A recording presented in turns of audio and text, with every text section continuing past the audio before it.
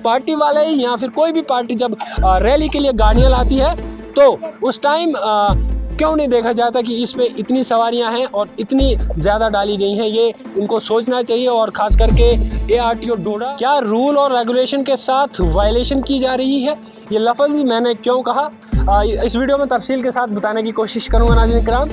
चाहे वो कोई भी पार्टी, आप सब जानते हैं कि इलेक्शन का सिलसिला जारी है, चाहे वो कोई भी पार्टियां हैं, जब कहीं रैली या फिर कोई मीटिंग होती है तो गाड़ियों का लिया जाता है। उस गाड़ियों में जो कैपेसिटी होती है, हर एक गाड़ी की जो कैपेसिटी होती है, चाहे वो सुमो से लेकर मेटाडोर या बस की होती है, जिसमें कैपेसिटी होती है, यानी कि मान के चलिए कि अगर सुमो गाड़ी है उसमें 7 लोगों की कैपेसिटी होती है।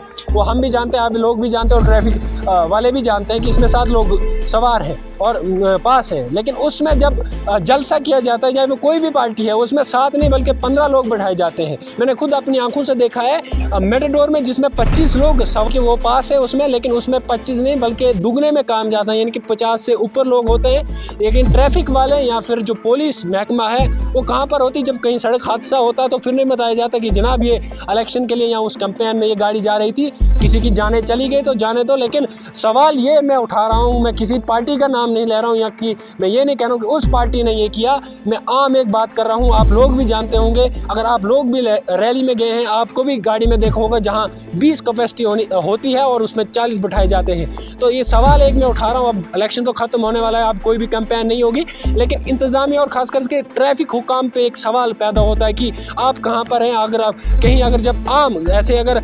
सवारी लेकर गाड़ी मुगोता से मान के चलिए डोडा की तरफ जाती है, अगर एक सवारी भी ज़्यादा होती तो उसको चालान 1000 से 2000 डाला जाता है। एक सवारी ज़्यादा है क्योंकि जब आप रूल के साथ और रेगुलेशन के साथ खेल रहे हो। लेकिन जब ये पार्टी वाले या फिर कोई भी पार्टी जब रैली के लिए गाड़ियाँ लाती है तो उस टाइम क्यों नहीं देखा जाता कि इसमें इतनी सवारियां हैं और इतनी ज़्यादा डाली गई हैं। ये इनको सोचना चाहिए और ख़ास करके ARTO डोडा और ट्रैफिक हुकाम को सोचना चाहिए कि अगर हम गाड़ियों को भेज रहे हैं, क्योंकि ड्राइवर भी मजबूर होते हैं सवारियों को बिठाने के लिए, क्योंकि उनको प्रेशराइज़ किया जाता है कि जनाब हमने अपना तेल दे रहे हैं, आप गाड़ियाँ चलाएं। लेकिन जब कहीं फंसती है गाड़ी या फिर सड़क हादसा होता है, उस टाइम उनको नहीं देखा जाता कि जनाब हमारा तेल लग रहा था।